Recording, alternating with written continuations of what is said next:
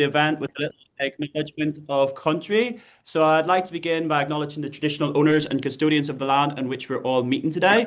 And I'd like to pay my respects to elders past and present, as well as to emerging leaders.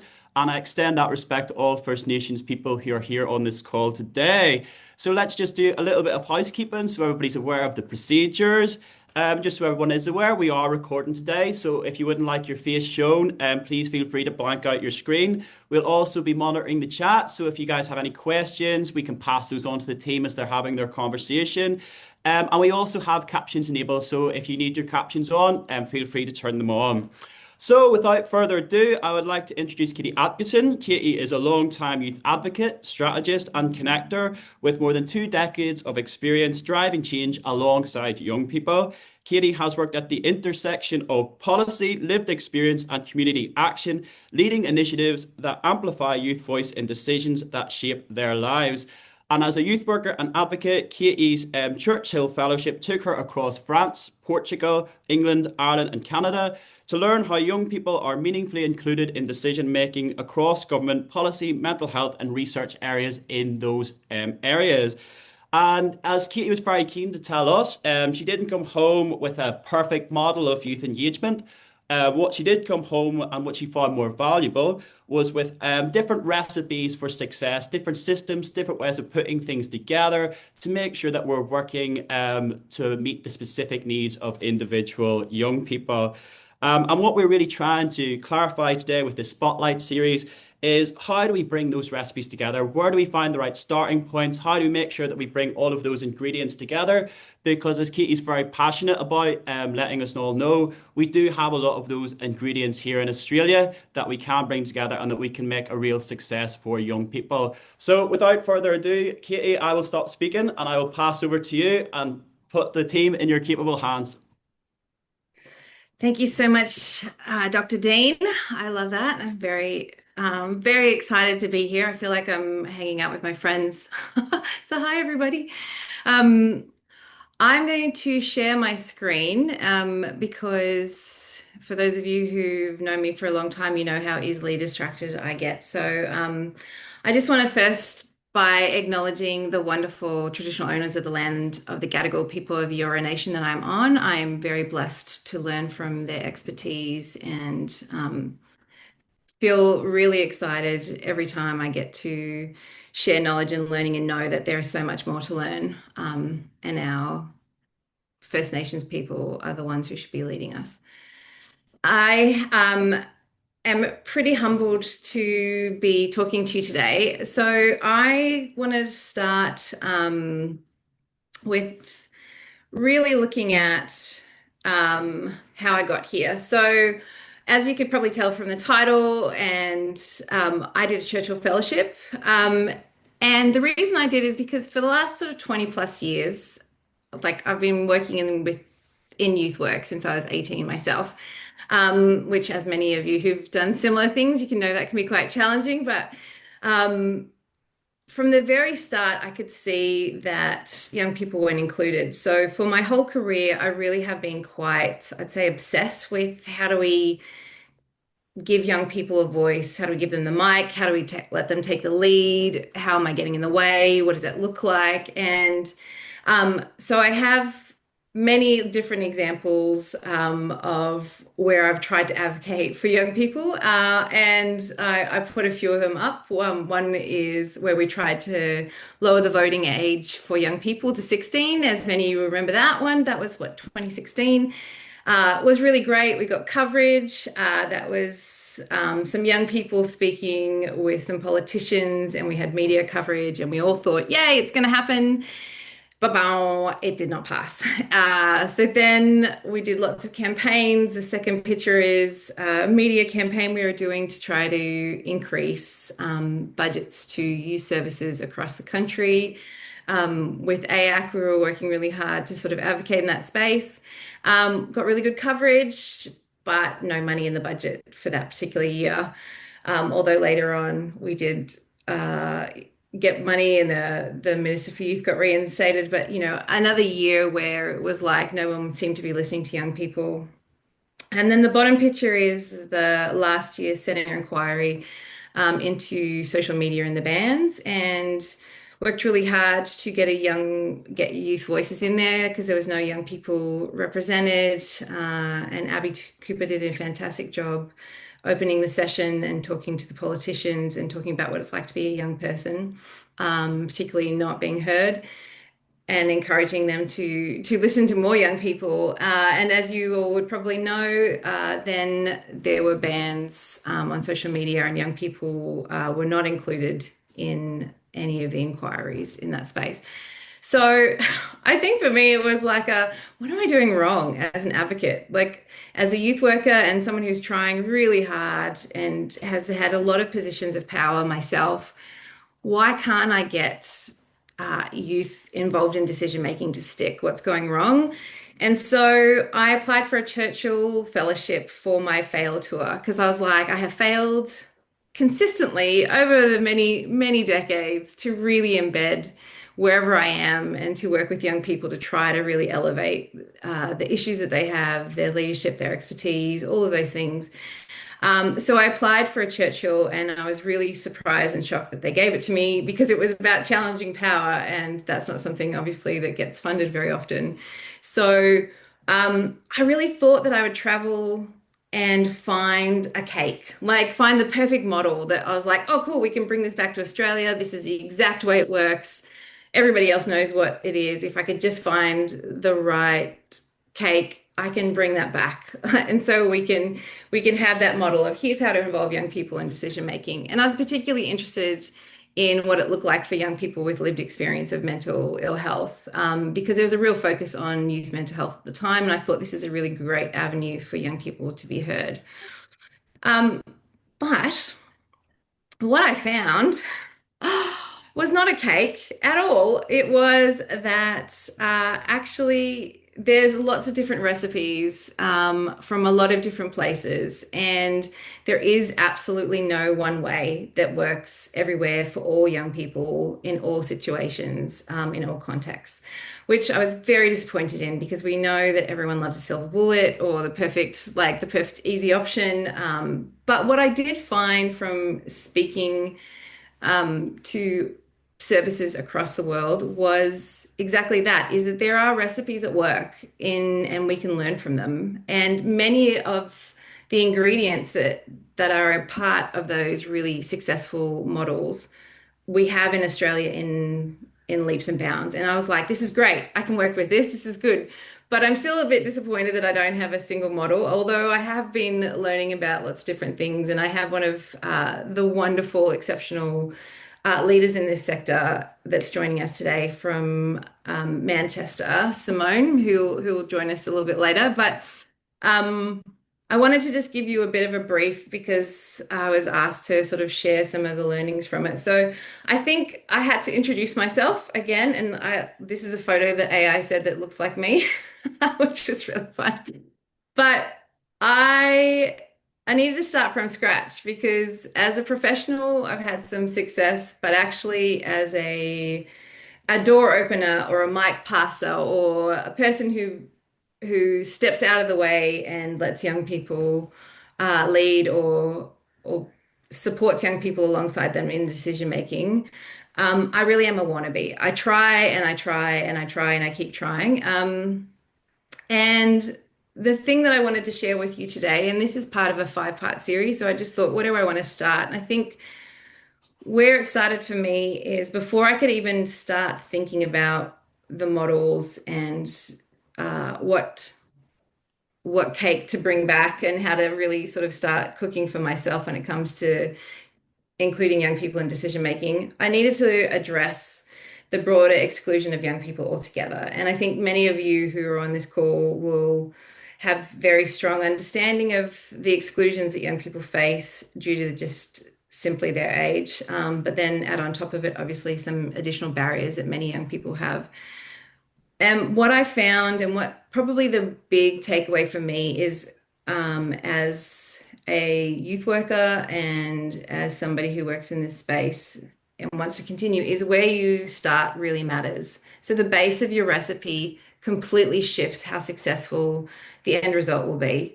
And just from my work, and obviously there's so many different versions, but I was really shocked at just what the outcome was. And what I found in my own practice as I was talking to people like Simone is that I try to mix all of the ingredients in and I just add anything that I possibly want into the mix. And then I get surprised that I don't get the outcome that I want. And what I found from the models that really work is they're very clear about where they're starting and what they're trying to achieve.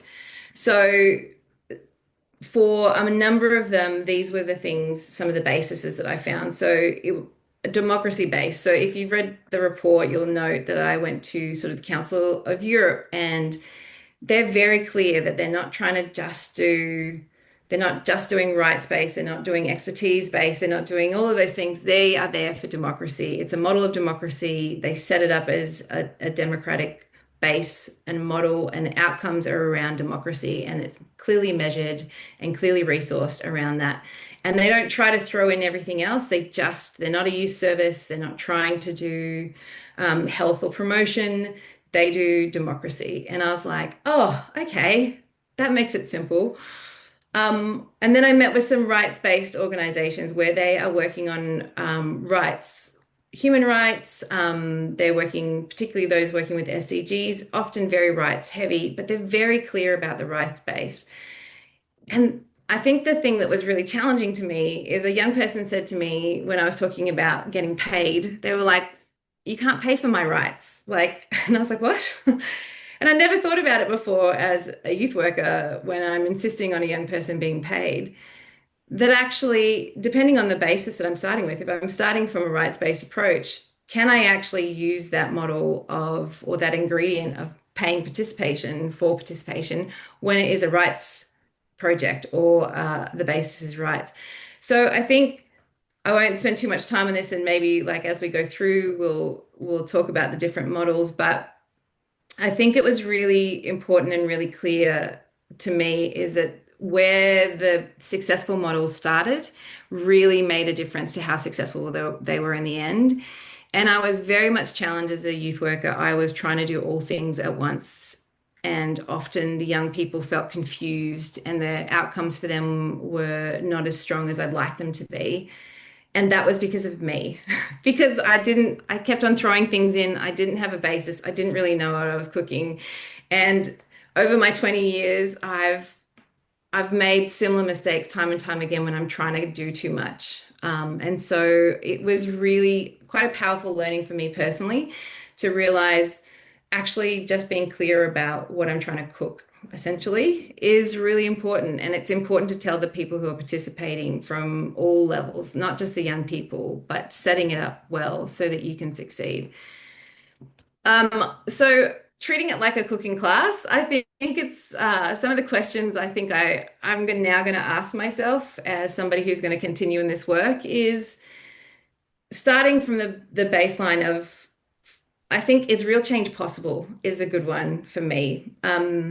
Often as when you're working with young people, I am very positive. I try to, I'm very excited by social change and I love being part of those things. And I sometimes promise the world we can change everything. We can change systems, we can change government, we can we can do all these things. And actually, what change is actually possible? Like what are we actually trying to achieve in this? And can I really articulate that even before I begin? What am I trying to do? And then thinking about some of these other parts. So I just wanted to pause here for a second and ask you to look in the chat, thinking about the work that you've done with young people. For those of you who work in with young people directly now, or for those of you maybe you've been part of school work, like schools with your children or for yourself, is thinking about it is if you were thinking about your work with young people, have you been honest with them with those processes? Did you really think about what change is possible? And if so, how did you tell them? So just going to take a second in the chat. What I'd love to hear is how you talked about the change that was possible with young people in what you've tried to achieve. And I'm going to read the chat.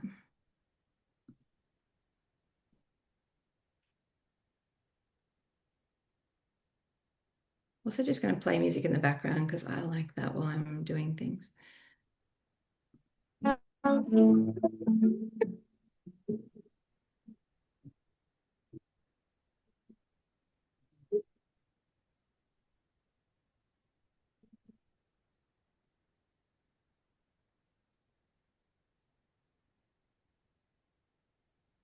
Get a fast car.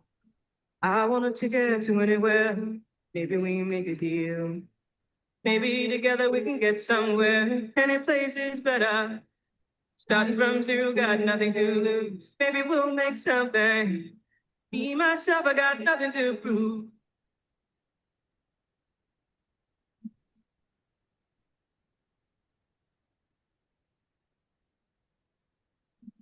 Get a fast car. I got a plan to get us out of here. Been working at the convenience store. Plan is to save just a little bit of money. Not to drive too far. Just cross the border and into the city. You and I can both get jobs. I see what it means to be living. Thanks, everybody. Please keep on finishing what you're writing there. But I just want to call out some of those things. Caitlin, hi, Caitlin. I love that optimism. I think sometimes we are so optimistic with young people and then working out how to be honest. I think a number of you have said, what does honesty really look like? Because you don't want to like squash their hopes for change. Like things aren't going to change at all. Just come along to this and try. But I think it's really interesting how we start challenging ourselves to think about that. Yeah, Cameron, that's really interesting about highlighting success in the projects. That's awesome. Thank you. So I think looking at those, asking myself some questions as I asked my now friends and the people I interviewed across the 5 countries about their processes. What I found was people were really clear. The ones who were really clear about what they were baking for with young people were really clear about where they started and asked themselves some really good questions before they even begun.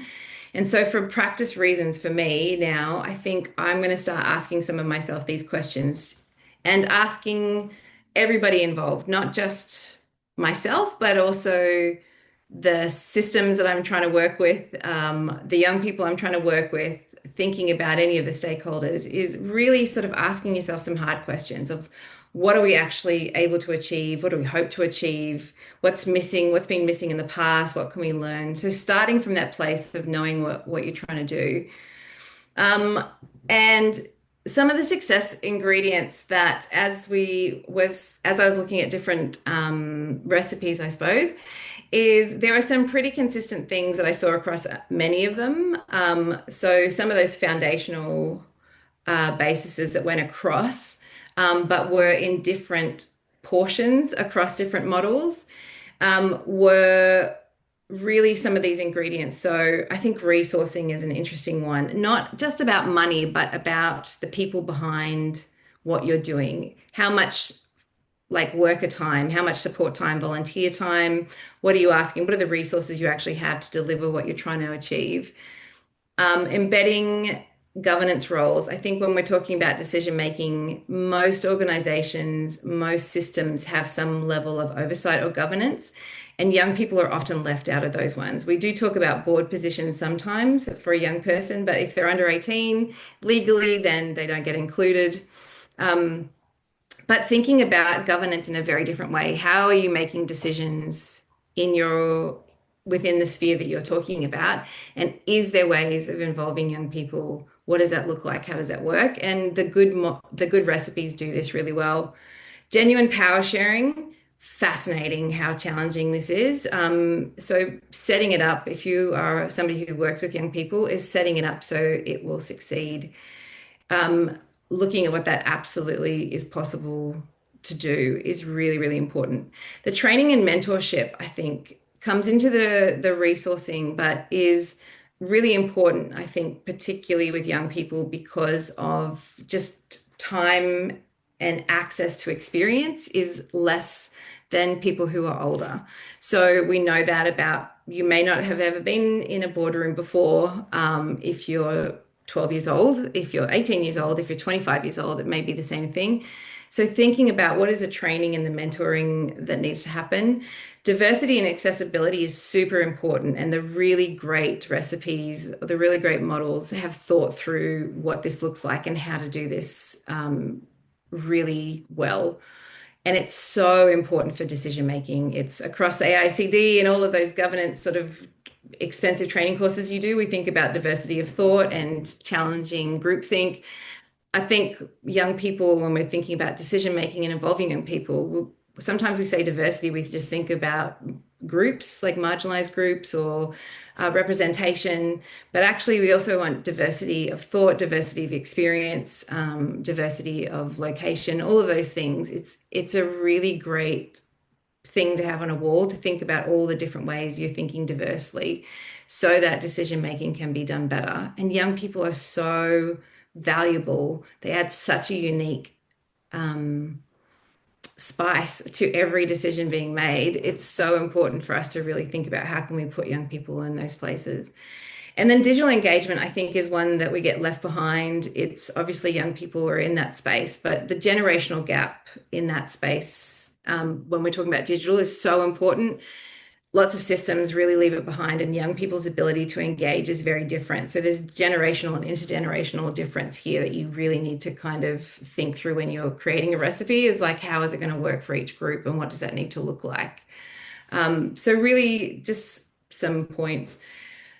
So step-by-step guide, governance and decision making. So rather than talking you through what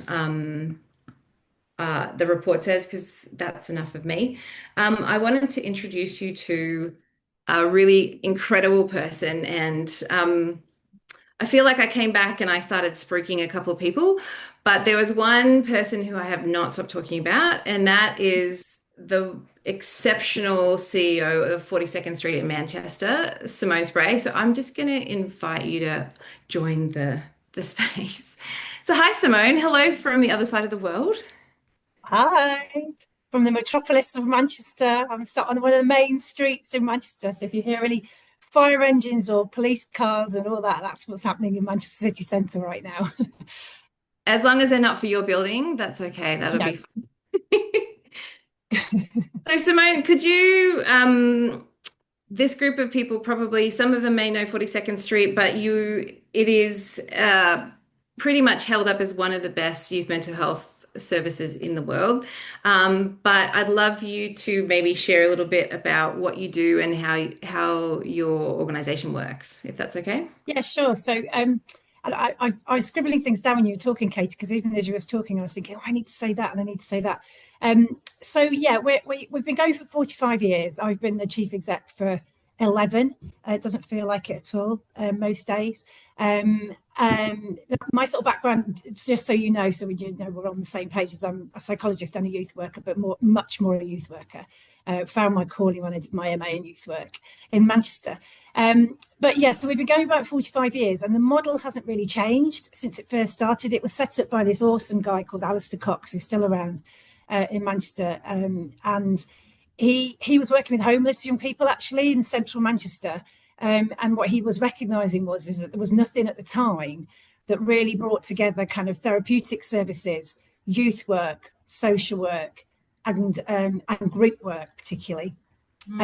So he sort of set up the model, and that has remained. So we now have a team of, depending how much money is coming in and out, between sort of 80 or 120 counsellors, therapists, social workers, youth workers, artists, which I'll come to, and a growing team of what we call young practitioners, peer practitioners, lived experience practitioners. So that's our team, and the diversity really matters because it means that we can then offer a diverse set of services to young people, which I'm sure we'll come to as well. So we do quite a lot of one-to-one work.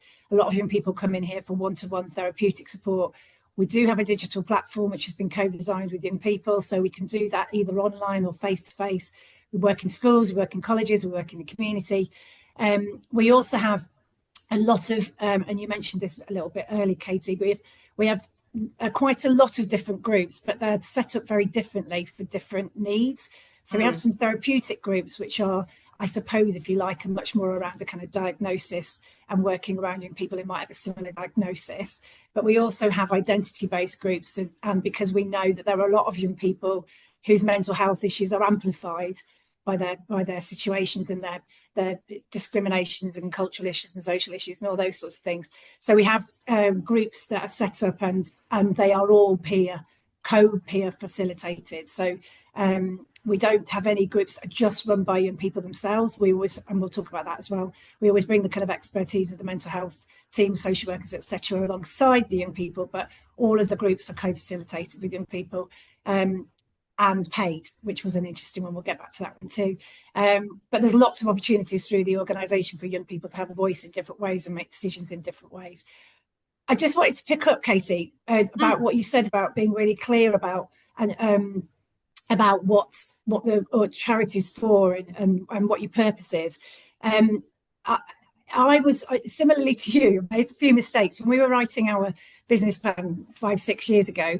I went to young people who were co-writing it with us, and I said, "Oh, let's." And they were like, "You haven't got a welcome statement, Simone. Why haven't you got a welcome statement?" I'm like, "Ooh." So I went away and I wrote one.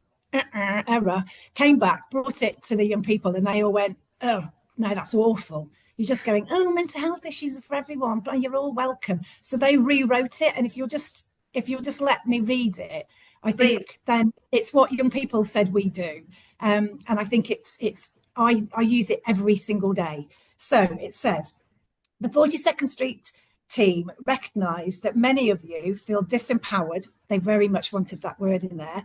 Feel disempowered, that some services are difficult for you to identify with and access, and that your mental health and personal difficulties can be made worse by the health, social, cultural and economic inequalities that you might experience. We will do all we can to make you feel listened to, valued, included, safe and unique. So that's what they said, much more eruditely than I would have done. And that means that young people coming here know what they're coming here for as well. So is that enough about what we do? Do you want any more about what we do? Yes, and just for those who are listening, we're gonna I'll ask Simone some questions just to get through some of the things that I got from the report, because I wanted to kind of showcase essentially the things I was really excited for. But want to have a question time. So if you have questions, please put them in the chat. But also we're gonna chat as a group at the end of this. But Simone, I just wanted to pull apart that. So that's a really interesting. I'm going off script as you do. Why did you listen to young people? So them saying that it was bad is interesting. But I think that's actually not normal. Like not every CEO would go, I'm going to run this through young people. Did you have a rule for yourself that you were running things through? Was it like an off chance? Was it something that you did all the time? It's the way that I work, really. I mean, I genuinely, I think probably a lot of people on this call, I really genuinely have huge respect for young people and think that they have expertise that I don't have. And one of them will be how to talk to one another, because I'm 54 and they're not.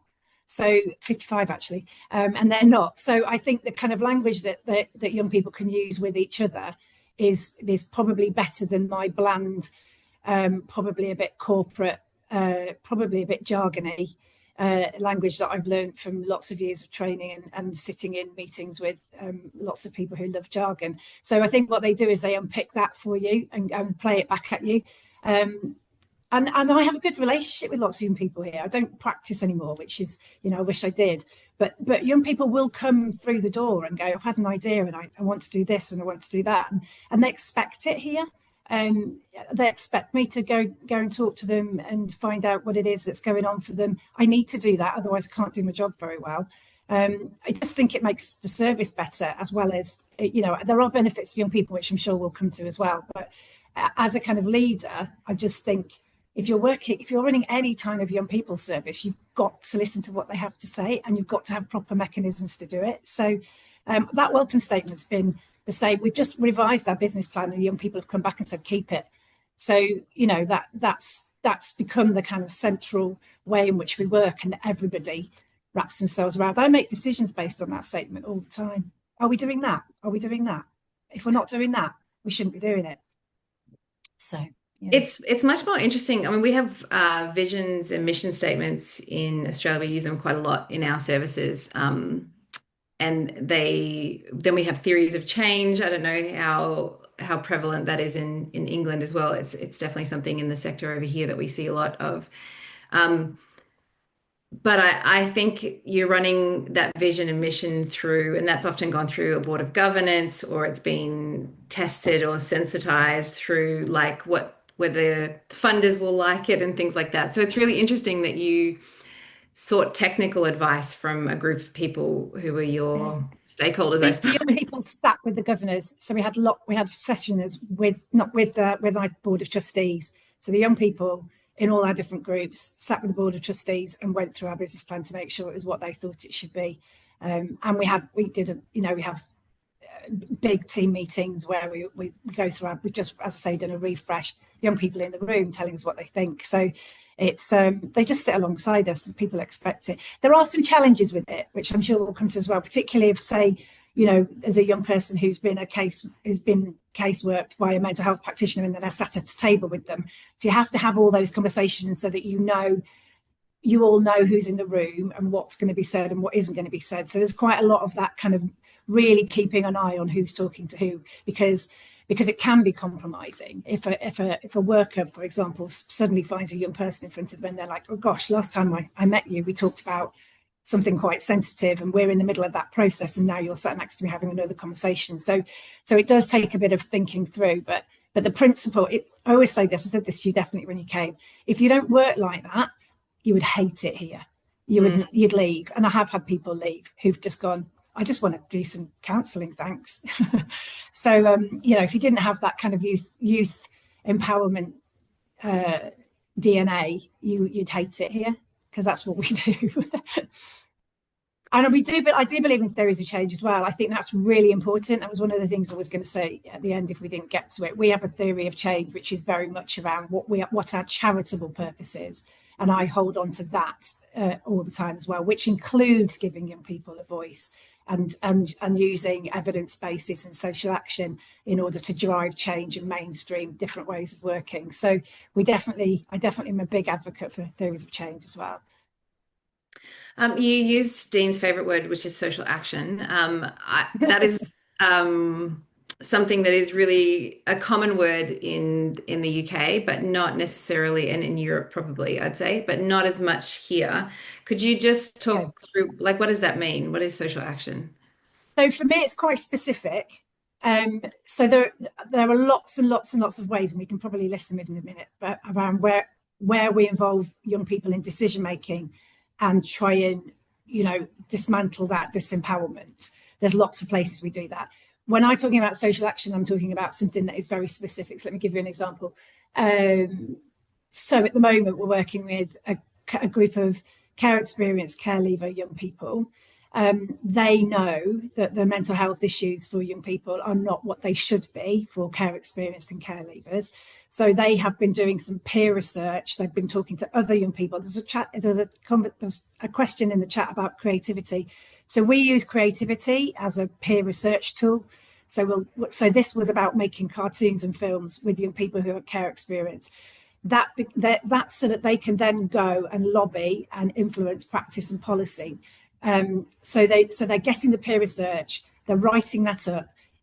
Often we use, as I say, creative methodologies to tell the stories of what it is that they're experiencing, and then we take that to the decision makers and the policy makers to influence the way in which those services are led. So when I talk about social action, I'm talking about that, really kind of campaigning, but on a specific issue that they want to change. So that's my probably very bad definition of social action. No, it's great. And I think if I was to rewrite again, I think as soon as I wrote down everything that I got from my Churchill, I was like, I immediately wanted to add things. And social action is one of them, is the baseline for if you're starting from social action, you have a very clear objective and how young people are involved and what decision making would look like for them. So it's Yeah. fascinating how you kind of work very clearly. I think I was actually really surprised at how much 42nd Street had very clear objectives and structure, and yet you didn't make it seem rigid. Like as a young person and hearing about the work that you did and how young people engage, it didn't feel very like structured, but you do come from a very strong values base. I think so. And I think what's happened over the years is we've just worked out that you just need quite a few different ways to empowering people. So going right back to the basics, really, the reason I think that this is all really important is obviously, as we've already touched on, human rights, UNCRC, absolutely. Young people have the rights for this stuff. But there's a moral obligation, and I obviously believe in it, and I have a lot of respect for young people. But when you're running a charity like ours, actually, if you share some of that decision making with young people as much as possible through the process, it is a safer charity because they are more honest with you. You have a trusting relationship, which means you can do safeguarding plans with those young people, not with their parents, not with their carers, not with their teachers, with them. So they own them. So the safeguarding is much stronger as a result of doing good sort of shared decision making, I would say. Then you've also got like, it becomes a protective factor. So just you cannot have positive mental health if you don't feel like you've got any agency over your life. You just can't. So if you amplify the decision making and the agency in young people's life, which is what we do here, is we amplify it. We had a young person the other week who went, "You gave me so much power, I didn't know what to do with it." They were like, "Oh, no one's ever done this before. I don't know what to do with it." So you have to then teach young people how to use that power and how to embed that into their lives, how to use that to their own good. It's not about having a fight with everybody, is it? It's about knowing what your rights are and having some sense of self-worth so that you can stick up for yourself, all those sorts of things. If you're disempowered, so if you're a young person, you come here, you're already disempowered because you're young, got a mental health issue, disempowering. A lot of the young people here have got additional intersectional issues going on, discrimination happening, lots of tricky things going on at home. So actually what we need to do is give them some tools to have some agency around that. And that is youth work, that is empowerment. And so that's probably the main reason that we do it, is no matter what diagnosis you've got or how ill you are, if you have not got agency over your health and mental health, you ain't going to get better. So that's really, really important. And then, of course, there's the fact that as we've just described, you have better services as you listen to young people. They also have better life chances. So we don't just want them to get through their mental health issue. We want them to feel great. We want them to go on and take their uniqueness and get a job and change the world and influence, the things that need to be influenced, because they're amazing, the young people that come here. And then it's about taking them through that additional bit of process about saying, do you want to be an artist in residence in our creative place? Do you want to help us to curate a national symposium? We will pay you to co-facilitate a group because we don't know anybody who's got better expertise than you about what it's like to be a care leaver. So it goes all the way through. I'm rambling. Sorry, Katie. No, I think it's really great. I mean, one of the things that I've talked a lot about since I got back was your therapeutic community. So the training that you sort of do to set young people up. And the thing that really stuck with me, and maybe I got it wrong, and please correct me because it's, I'm remembering from a long time ago, but really was how you're teaching young people to have discourse and sit in a room with somebody that, like that power imbalance that you just talked about of having a practitioner who might have just helped them with their mental health concern and might be quite serious, or from somebody who has a very political different ideology to them, also somebody who comes from a very different class group. And obviously Manchester has some really long histories of embedding like inequalities and some pretty intense sort of situations that you've been through as a community. How do you Yeah. Can you talk us through that model? Because I think that was really unique and something I'd never seen in Australia before, although somebody I don't think there's another one here either. So it's a therapeutic community, which is a is a known approach to mental health. So it's about people being in a community, often with a similar diagnosis, that they can learn from each other and live as kind of peers alongside each other. So it's a peer-based model. But the difference with the therapeutic community that we run here and good therapeutic communities is it's about democracy. So it's the stuff you were talking about before. So this particular therapeutic community is for young people, and I'm doing this. I know it's annoying, but I'm doing it on purpose. That who might attract a diagnosis of BPD, of borderline personality disorder. I don't think there's any young people in that group who want to attract a diagnosis of BPD, but nevertheless, some of them have been given that diagnosis. And with that comes a whole load of kind of sort of baggage, I suppose, that's around saying that you find it difficult to form relationships. You're taking very risky behaviour. A lot of our young people have been in hospital, inpatients. They're 18 to 25, and they're young people who are struggling. And actually, for them, a one-to-one therapeutic relationship probably isn't going to work. They're incredibly intelligent. They won't necessarily use that one-to-one interaction in the way that would be useful for them. And so the therapeutic community works amazingly well for them. So the idea is that it's very, very structured. We have 2 service user consultants, so 2 young people who've been through a similar group, who are similar age to the young people in the group, and they co-facilitate with 2 mental health practitioners. So it's quite intense. It's not cheap, but it is, if you think about the outcomes for young people. There's about 12, 15 young people in the group at any one point. In order to get into the group, you have to be interviewed by the rest of the group. So if you want to join the group, they interview you and they say, and I don't think they've ever said no, actually, but the idea is that they are very clear that actually these are the rules. You have to turn up, you have to take part. There's all sorts of quite important boundaries around the way in which they work. These young people perhaps struggle with boundaries. And so they put boundaries in place, and then they go through the same week, they go through the same sort of structure, which involves one young person talking about what happened in their week. It involves somebody chairing it, involves note taking, it involves breaks, so it's really, really structured, and they know what to expect. This is why I wish I had a young person sat next to me, because they would tell you so much better than me. And they have to sign up for a minimum of a year, not heard of in mental health services, as we all know, and a maximum of 3. So they really become part of the group.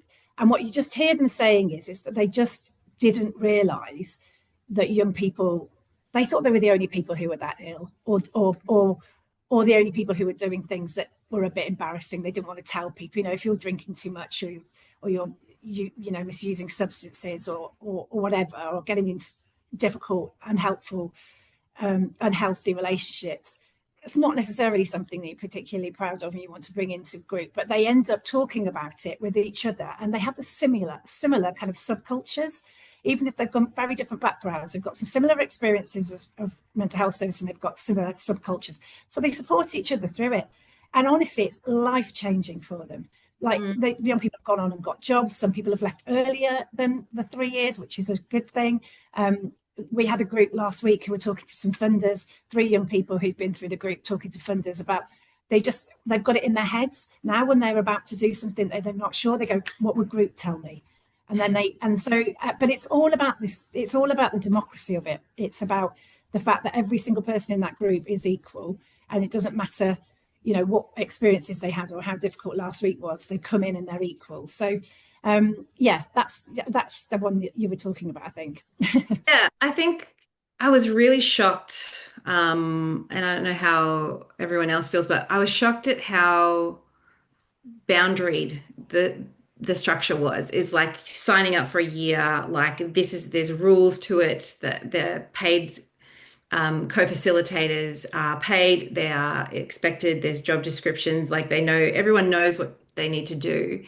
And you're working with very traditionally not young people who would be looking for boundaries, or you would sign up for something that's so structured, and yet it's so successful. And then you're taking the opportunity for some of those young people who go through to then be part of different sort of decision making, so they can become a paid co-facilitator, they can involve themselves at different levels of your organization. And I think you were telling me about how they take that into their life in other areas as well. Is this, it's kind of like a skill development, and yet it's a therapeutic approach. Absolutely, totally skill development. So we've also done social action projects with those young people. So they've gone and done some training with psychiatrists in London around how to work around BPD with young people better. So they've done all of that. They had an exhibition in here which was amazing, that rose awareness of BPD, and loads of people came in, adults, and just blew everyone's minds.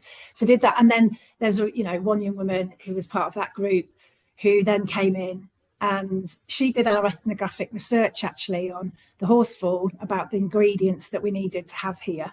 She did the ethnographic research here, having been at TC42. She now works at Wellcome Trust as a researcher in mental health down south. She's very proud of being a northerner, so she says that every time she speaks. But she speaks at all sorts of places now. Actually, she's getting to the point now where she doesn't want to do that anymore. Her lived experience, she wants to leave that behind. She doesn't want to be defined by it anymore. She just wants to be a researcher. So that's the the complete journey, is when she's kind of healed enough. She'll probably always have to keep an eye on her mental health issues, but she's healed enough to be able to say, I don't need to use my lived experience anymore. I can just go on and be a researcher because I'm good at research. It doesn't matter, I'm lived experience. So she's kind of dropping that mantra now, which I think is quite beautiful actually.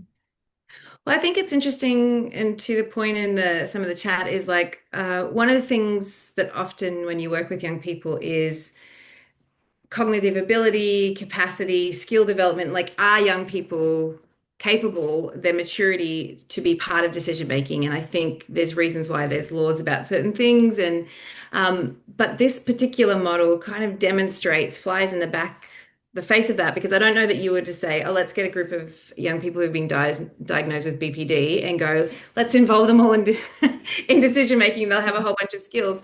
It's kind of a group that most people say is too hard. And yet here you go, is when you have structure, when you set it up in a way that's supportive of them, you have these incredible outcomes. And I think that goes to show a lot about that we underestimate young people's abilities all the time, not just because of a diagnosis, but because of their age, because of the group that they come from, maybe because of their previous experience, or the language, the way that they speak to adults sometimes gets in the way. And yet this example for me was like I felt challenged by it. I'm like, I wouldn't necessarily set a therapeutic community up and go, let's have that as a feeder to other decision-making processes, and yet you do, and do it successfully, which is really unusual. They're amazing, those young people. They seriously, every time I meet them, I'm like, I've learned something loads more about what's going on, really at the kind of sharp end of what's happening in young people's mental health. And particularly, I've got a massive passion, dedication for 18 to 25-year-olds as well, because I just think they get left out. We're much better, youth work is holding some young people at least up until they're 18 to 25s, and unless you've got sort of special, SEN or whatever, that lot get dropped. And actually, they're just beginning to find their feet. They're just beginning to start saying, I'm going to fight back about this. This has been happening to me my whole life. I want to take control. And that kind of youth work approach isn't there for them. And they really engage with it. They really do. And they're really, they're almost grateful that you're listening, and which I always find a bit sad almost. They're like, there's this is one of the things, some of the young people who work with us, we have to say to them, can you tell us when it's not working? Because they're so grateful, feel so held by us, that they don't want to go, actually, I didn't really like the way that was managed, or you asked me to come in and I couldn't come. They're so lovely that they won't challenge us. We have to kind of force them to challenge us a little bit, because they haven't had that kind of trust elsewhere, so they don't want to break it. Yeah, when I was thinking about 42nd Street and what the secret ingredient of your recipe is, I think because you do, to my sort of like, what are you doing? You do have a lot of different outcomes. So you do democracy, you do research, you do a whole bunch of different things. You do skill development, you obviously do therapy or therapeutic approach because you're working in mental health.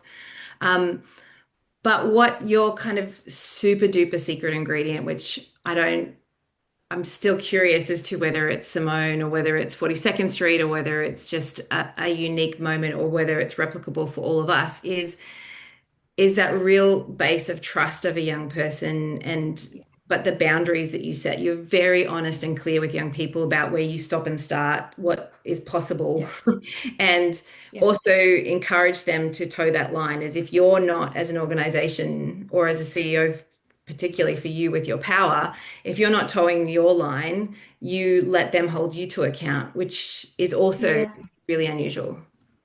I think it's really interesting, actually, because I think it is a two-way thing. So it's genuine respect, isn't it? So when young people come into this organisation, unlike other mental health services, we have a relationship with the young person straight away. So it's about them consenting. We don't go through their parents. We don't go through their carers. We don't go through their GP. Obviously, all of that's in the background. We're an NHS service, so we do all of those things as we should do. But the relationships with the young person, so the decision makers with the young person, which means that they are responsible as well. We've just done a thing about our behaviours and values as an organisation, and putting up on posters. And we've got a chalkboard as you walk in and out of the building that young people can put comments on. And we have to put that on there, the behaviours and stuff on there as well, because once you come into 42nd Street, you're part of the family. You have to behave the same as we do. So you have to show respect to the workers and each other in the same way that we do. It's what we demand as a culture in the organisation. So I think that runs a long way through it. But also we're really realistic. As I said to you before, we don't just. I've been around some really bad youth work in my time. I've probably delivered bad youth work in my time. And it tends to be when you just say to young people, let's go get the man. Get really angry and get them all really, and then they can't do anything with it because it's not going to win. Don't put their backs up. Yes, of course, there is a way of being disruptive. We'll work on that. But don't just put people's backs up because you'll lose them. What you need to do is find out how you can help them, how you can tell your story, how you can add your expertise to their expertise so that there is a new set of expertise which will be better for everyone. And I think we do that quite well here. So, we do that. The service user consultants always are mental health practitioners. When we do our creative work here, we bring in really amazing professional artists, but we put a mental health practitioner in the room. We don't expect the artist to be the mental health practitioner, and we put the young people in the room. The expertise is the triangle. The young people's lived experience and creativity, the artist's skill set, and the mental health skill set. Out of that comes something quite amazing.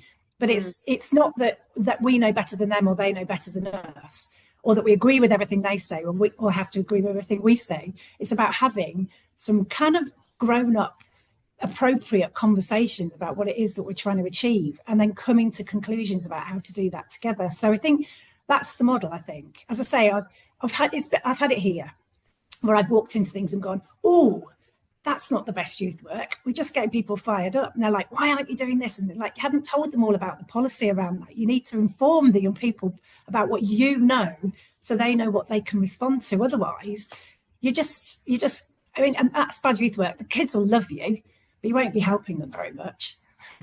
And that's, I think, that I found that really challenging, is how much, it is really fun to hang out with young people sometimes. And it's really great when you feel accepted. You're like, oh, they like me. And it's like, there is some really weird thing of with youth work when you're having fun and doing it and riling people up, or we can change the world, and getting into things and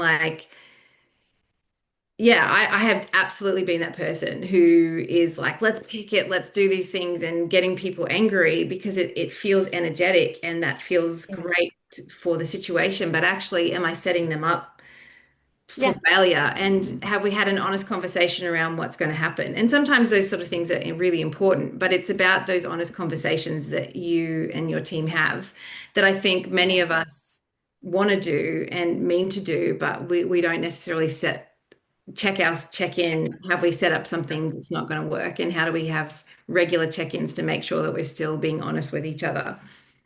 And we have to be, I know lots of people on this call are working with lots of vulnerable people, but you have to be additionally very vigilant when you're working with young people who have got mental health issues. And so sometimes they're their take on things will change from session to session. And so you've got to be able to kind of really hold on to the stuff that is possible and real, because things might change, and there are mood swings and all of those sorts of things on top of the work that we're doing with youth work. So that all needs really careful consideration. But as I said at the beginning, I think if you do that right, you can be a much safer service, because the young people are owning it themselves and being honest with you about where they're up to. But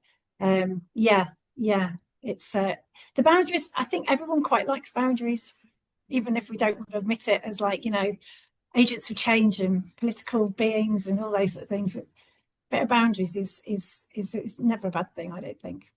Well, I don't know how other people feel, but youth work tends to attract anarchists.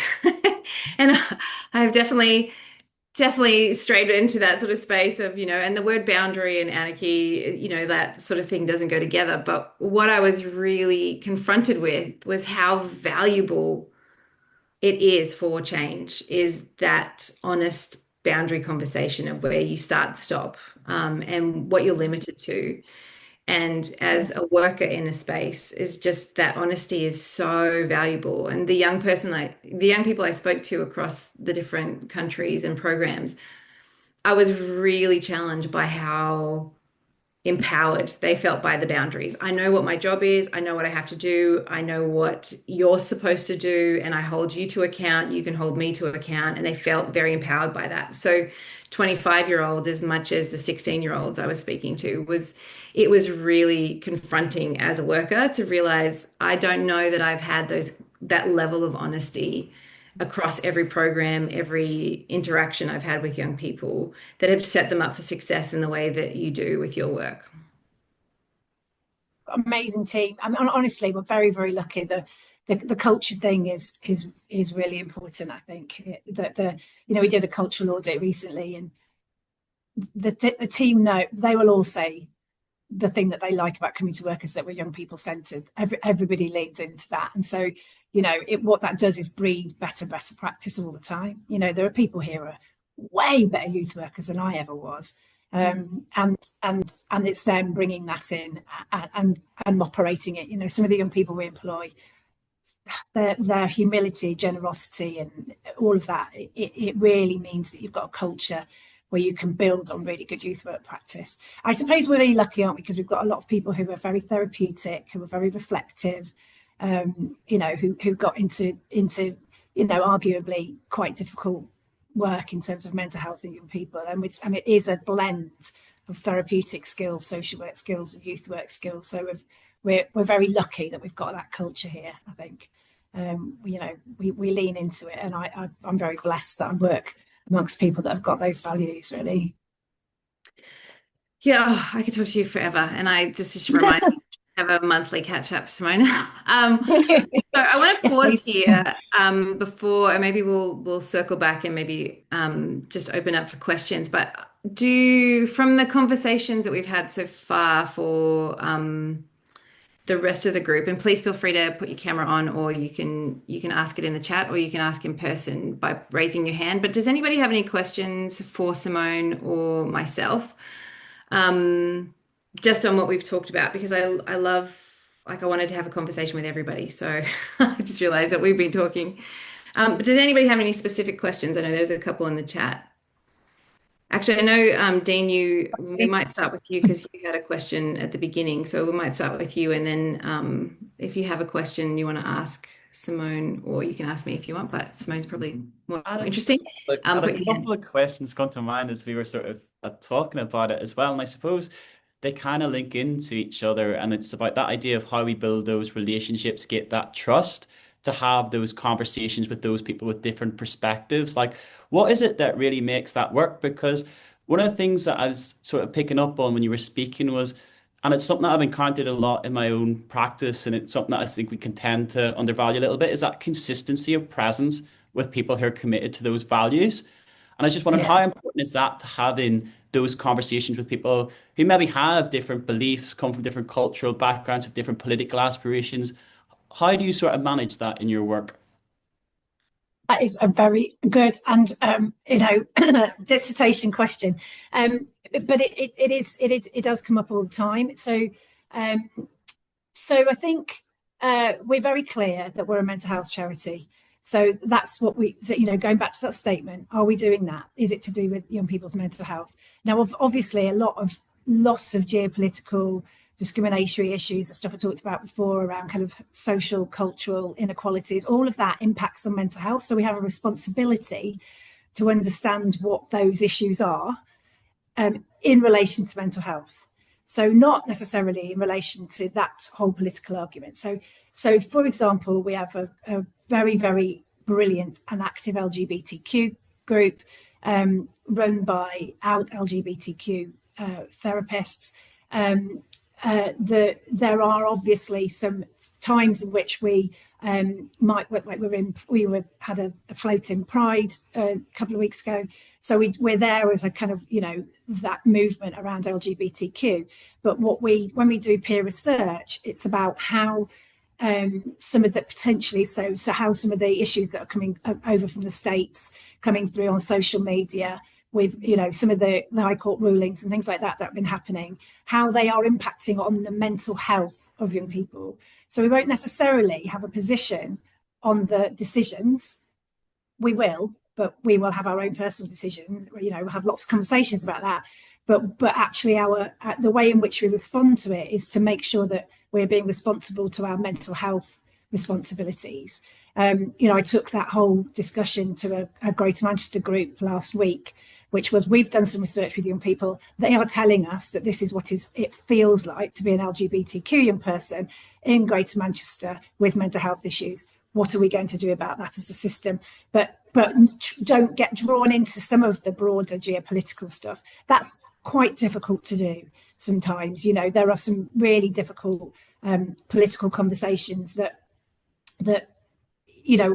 some young people would like us to have more of a statement on, and some of our team would like us to have more of a statement on. I'd probably like us to have more of a statement on, but actually we're really clear and go back to our board and go back to young people and check that we're getting that kind of language right, that is about making sure that we are still inclusive and accessible to all young people around whatever mental health issues they happen to be experiencing.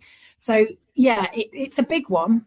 And that I'm not going to lie, we have tensions around some of that internally that we work through all the time, but I think the bottom line is coming back to that statement. And is there a young person who is compromised in terms of their mental health by anything that we do? And we have come back to individual cases and made decisions at an organisational level because we know that one young person is experiencing some particularly difficult mental health issues. So yeah, I don't know if that answered your question, but it's being grounded in your purpose, I think. I think it's a really good one, Dean, because of, geopolitical, just the world and the politics, and there's always been extremes and different ideas, but I think that they're becoming more prevalent and people are seeing them more, obviously, with social media and the accessibility of information. Is that there's just a lot more people having a lot more conversations, and they can be at odds sometimes with other people who are in the same room, depending on where they're sitting. So how you with a really good with team of young people who are doing training to other youth workers actually across Manchester, and they've got different backgrounds. And one of them is a young man, and he's absolutely awesome at understanding social media and the impacts and critical dialogue and all of those sorts of things. And he trains us and youth workers in what we need to look at as young people are experiencing that kind of onslaught of and all the algorithms that might follow a young person around that's trying to talk about mental health and being LGBTQ. The algorithms that hit those young people are terrifying, actually. But he's really good at kind of breaking all that down for us as a team, and that's what I mean about the expertise of young people. That helps us as an organisation to respond to some of that. Yeah, great. There's a couple of questions in the chat. Carly, did you want to ask it in person, or do you want me to read? I'll give you a second to unmute if you want to. Read, please. Yes, for sure. How long did it take you to establish young people in decision making as something embedded in the organisation, or has it been part of the fabric of 42nd Street since the beginning? I can't take credit for that, Carly. It's been part of the fabric of the organisation since I got here. I think we've probably strengthened the outward facing, giving young people a voice more outwardly. So, you know, particularly within the GM infrastructure, people would expect us to empower young people to have a voice in those spaces, which perhaps wasn't the case when I joined. But the ethos of shared decision making, the fact that young people were being contacted directly, they can self-refer, all of that was already part of the makeup of the build of the. There's only been 4 chief execs. The first one set up the model. The second one was an amazing woman called Vera Martin who professionalized it. There was somebody who lasted a few days who didn't like it, and me. So I think there's been a similar kind of set of values leading the organisation. So it's probably been able to be strengthened, but it was always there from the beginning.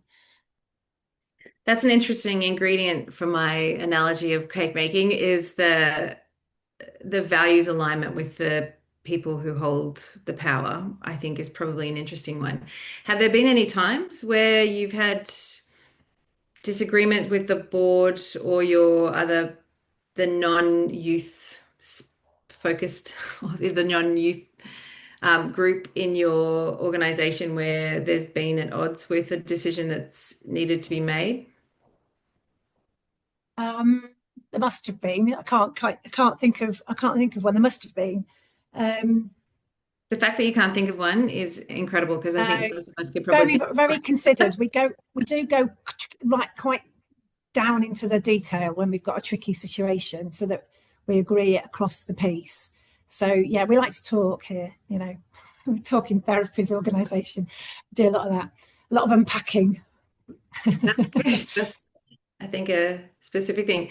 Rayleigh has said, interesting about the approach with decision making, especially different levels of ability. In Australia, there's some decisions around trauma and young people and their ability to kind of make mature decision making before the age of 25. So organizationally, when you think of age and capacity, I suppose is probably a word that we would use for that.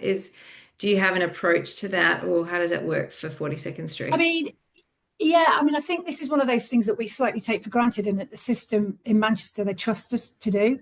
So I think that's one of the, the things of being established, is that idea about, Gaelic competency. It's probably not the same thing in Australia, is it? Do you have Gaelic competency? You do. That thing about young people having the kind of ability to make decisions about their care, there are very few that we don't do that with. Obviously, we involve parents and carers as often as we possibly can. There are some young people who don't want to involve their parents and carers. Sometimes it's because they're the problem. More often it's because they don't want to worry them. It's then when do you bring that into the conversation. But it's quite unusual for us to say we don't think that somebody's got competency.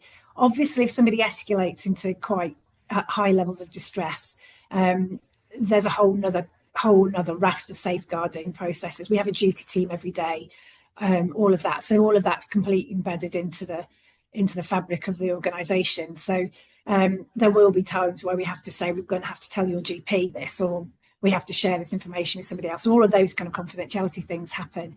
But I think if a young person's found themselves into this place, then the chances are they've got the capacity to deal with whatever it is that we're going to talk to them about. And we talk to them about what they want to talk about. So we're not diagnosing, we're not doing an ADHD assessment. We're doing, what's troubling you? What do you want to sort out? Let's talk about that. So I think they probably have capacity to deal with what is in front of them, mostly. And I suppose trained staff to kind of look at that capacity. Very trained staff. Yeah. Julie, you have your hand up. Thank you so much for patiently waiting. That's okay. I actually have a question, Simone, around, I love the fact that you're talking about young people not just having a voice, but young people having a seat at the table to be able to make decisions. My question is, do you have young people on your board of governors, and how have you done that, and how long has it been established for? I'm going to go with you probably do, but. Well, it's a very good question, because we don't do it automatically. We all have a young person on our board. So sometimes we do and sometimes we don't. At the moment we have. And the reason I've got to that point with it is that I have been in different governance situations where you've had young people on a board, and it's bad youth work. It's what I was describing before. What they think they're going to do on the board is be in charge of 42nd Street and make decisions about whether or not we can open longer hours or we can oil the door so it doesn't creak. They want to do they can want to do the operations and find themselves in the wrong place. So what we do now is when we recruit for board members, we do an open recruitment, and it's open to young people, and we support young people to apply. So we've got an amazing young woman who's just joined the board, who's got loads of lived experience. But for example, the other day said, yes, I do know what the difference is between restricted money and charity funding. Thank you very much, Serene, even though she's 21. So she wants the governance, and so she will be amazing. But I think I've been in positions where somebody hasn't really understood it, and you're kind of going through some of the jargon and some of the issues, and it means that they feel disempowered in that space because they're in the wrong space. So then what you have to have is what we talked about before, I think, is the kind of advisory panels, that the way in which I remain accountable to young people. So conversations with real young people about what it is that they want and be accountable that way. Peer research, I'm massive fan of. I think if you really want to understand what young people want, asking people and then act on it, then you become very accountable. So governance wise, absolutely, but I don't think it's the be all and end all to have somebody on your board if you've got other mechanisms to be accountable, often at operations level, which is what most people want. Yeah, I think that was a really good, because the governance, I was really challenged by Simone and some of the other models that I looked at, Julie, of rather than have the tick be the young person on a board, the tick was governance. And so they looked for opportunities within structures, which was so interesting because I had never thought of you could think about your workplace health and safety, you could think about a whole bunch of other things, and then looking at the ability of the organization and resourcing and the capabilities of the young people and setting it up for success based on what they needed and having clear outcomes, which for me, I've done often is putting young people on a board. Let's just get a seat at the table. Let's shove young people and then put them down. And then we walk away and we go, I don't know why it didn't work. Or did they feel overwhelmed? We put one young person on a board, and the rest of them are older people who look more like me, and they don't look like, they don't share the same language, and no one's doing training. And I've definitely done that before for myself. So, I don't know about you, Julie, but that was my tick and flick. I thought I was doing a really good job. And actually I didn't necessarily set up the governance aspect to have all the resourcing it needed. It's interesting because I guess I sit on a board, and so this is one part of our journey. And I think, Simone, one of the things that you said there was around teaching young people how to use the power. I think that really resonated for us on the board, that we don't just want it to be a tick process, that we do actually want it to have meaning for the young person, but we also want to set them up for success. And you can't do that unless you give them the right support that they need, that you need to work out together. You can't just go, this is what you need to be on a board to be successful. It's about how do you have those conversations. So yeah, thank you. I appreciate your insights. I also think there's some real responsibility around conflict of interest in young people on board as well, because they either they're on the board and they hear everything, in which case you've got to have some really good conversations with them about conflict of interest, or they're not on the board and they don't hear anything, or they're sometimes on the board and then you ask them to leave, which I don't think is good enough. So I think, you've got to have those conversations, and myself and the new young woman who's just joined our board, we're having those conversations at the moment. She feels very comfortable. She's like, well, I'm not using the service very much at the moment, so actually I feel, but she knows young people here and she knows the staff here, and so there's a different level of conflict of interest. I think it's often all right to have conflict of interest and be on a board. That's why you're on the board, but you've got to unpack it, haven't you? And also, I think to both of your points is the setting a young person up for success, but actually setting the governance up for success. As you want, actually what a young person brings is great decision making, not just having that one young person doing well, or the organization showing that we have values, that we value young people. It's actually, the decisions are better when you involve young people. They just are. So it's an interesting yeah, it's an interesting challenge for us of going, how do we set it up so that the governance success is there and the people involved, including the young people, actually have all of the tools that they need to succeed, like knowing how conflict of interest, but also the board knowing what a conflict of interest is and not just locking a young person out of the room because they think that's managing it. That's not necessarily the case. So I think it goes beyond us thinking about a young person, which when we come from our sector, we just think young people, but actually what I found overseas was like, oh, they're thinking about the model and the success of the model, and young people are playing into that, and they're part of it, which challenged me because I think my hyper focus on young people actually diminishes them sometimes because I'm making it about just them being like, I've got to give them a hand up, but actually they don't need a hand up. Sometimes they just need us to get out of the way and make sure that it's very clear what they're doing there and give them the ability to do that job or fill that gap. Dean, sorry, I'm just talking and you've got your hand up. I just want to jump on a little bit there because I always find that quite interesting that because there's a real culture around getting young people onto board in Australia, and it's maybe less so in the context that I come from. It's still there, but I kind of think as well, like having that as a marker of success, like it's not a marker for success for some young people. Do you know what I mean? It's not something that's top their priority list. And I think sometimes when you make it that that is the marker of success, you detract from the ways that they contribute to the organization in other ways that they find more rewarding. And I suppose it goes into that sort of idea that, is quite central to a lot of our youth work, which it isn't a linear process. And that's what I quite liked about what Simone was saying. Like, it might be something for one young person that's really empowering for them, a great opportunity, but it mightn't be something for other people. And I think getting into that idea of what a marker of success is and that different young people want different things, maybe a useful sort of thing to be having in terms of that discussion about young people on boards. Yeah, definitely. Definitely. I just realized what time it was. This is standard. I love it, youth work. It's like so interesting. Thank you, everybody. I will share my screen again. I just realized I probably should have.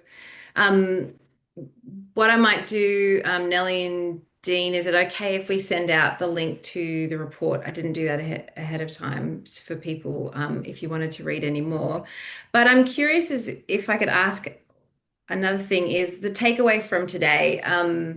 Was there anything from the discussion? If you wouldn't mind in the chat, is just writing what was one thing that kind of stuck out for you today? I like to, if nothing, that's okay. It's just it's a good for us to practice what we preach and look at what is the evaluation or the monitoring of, did you take anything away from today that challenged you or inspired you? Or maybe for some of you, you're like, yeah, I actually do this really well already, which is possible. So if you wouldn't mind writing in the chat, because I just like to see that. And while you're doing that, I think for me, I was trying to summarize the takeaways, the five kind of big ones that stuck out for me. Really were around, and I think as standard as it is with Simone, she kind of touched on a number of them. The accountability, that moving beyond consultation for me is so important. Checking in whether I'm right, like whether what we're doing is still on track, like what Simone talked about with their welcome, and her work as a CEO, I think is fascinating. But for all of us, is just that monitoring and evaluation, I think we think of as a project thing, but actually checking in on your boundaries, the structures, all of those things is checking back in consistently and doing it from the very beginning to see whether you're going off track. The success looks different for other people. I think, that tick box that Dean just spoke to and Julie a little bit is, is it, what does success look like for us? Is it having a young person on the board? Does it actually is it success for that young person? For me, the learning from failure has been a really great one, is just being able to be kind to myself as a worker, be kind to other people, is like we try and fail all the time. That's the point, is these are big, wicked problems that we're dealing with and complex things, is not trying to get so good at something that you just get stuck, is like learning from failures and moving forward was really valuable for me. And I threw this one in because collection methods for me, I think that keeping the door open, how do you hear feedback, is Simone, you touched on it, but like making sure that young people feel comfortable to be able to tell you it's not working. And sometimes when things are so good, particularly when a young person or a group has been locked out of the room, so often they're so grateful to be in there. They don't have any we haven't given them any capacity to challenge or be critical or to grow. And so you just do the same thing because people are so grateful that it's happening. And actually, you could be veering off course quite quickly. So those were my takeaways. Simone, was there one that you like for our youth sector here in Australia that you would encourage us? I think. Well, I suppose I think just always remembering as youth workers, it's always about humility and always about relationships, because that is what we just spent however many time talking about. That's what we were talking about. I did wonder about whether people might want to just kind of go away and do themselves a little democracy audit.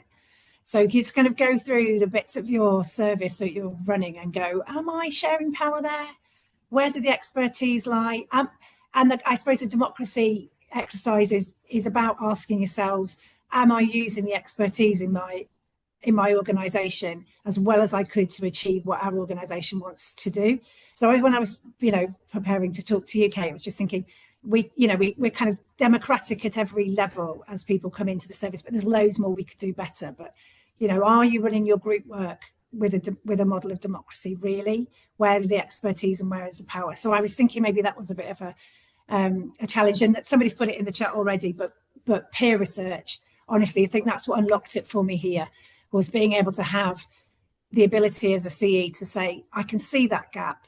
I can hear what young people are saying. I'm not going to assume that I know what it is that you need. We're going to employ you as experts to talk to other young people. And that is a game changer for bid writing, for service delivery, for empowering young people. So, but somebody in the chat's already said they're going to take that away. But I think that was the game changer for me when I got here. Yeah, absolutely. Oh, so many good things. I just put my email up there for anybody who wants to continue conversations. Please feel free to do that. But I'm going to hand back to Dean because you've got some exciting things actually coming up, and this is the first of a spotlight we're doing from my Reese, like the Churchill. And one of the things that we are going to talk about is peer research, which is exciting that people commented on it because I met some really amazing people, including 42nd Street, that do that. But the McPinn Foundation, as you'd know, Simona, like really amazing. There's such great work that's happening in the peer space in Australia and also overseas. So keep an eye out for that. But Dean, back to you. Yeah, so just on behalf of AYAC, I want to thank Katie and Simone for the discussion. It was fantastic. It was really, really engaging. I always used to get told off at school because I don't have a great attention span, but I was thoroughly engaged. So thank you very much. That was excellent. And as Katie alluded to, we do have some exciting news. So tomorrow we will be launching our report on building social cohesion with young people, a